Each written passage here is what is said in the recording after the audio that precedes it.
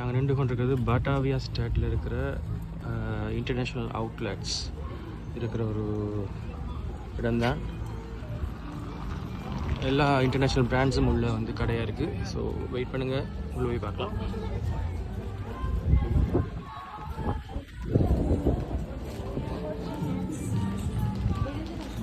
கம்மி இருக்குது.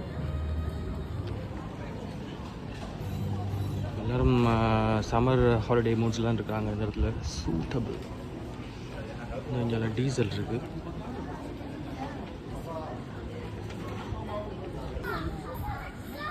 Nike brand fashion factory.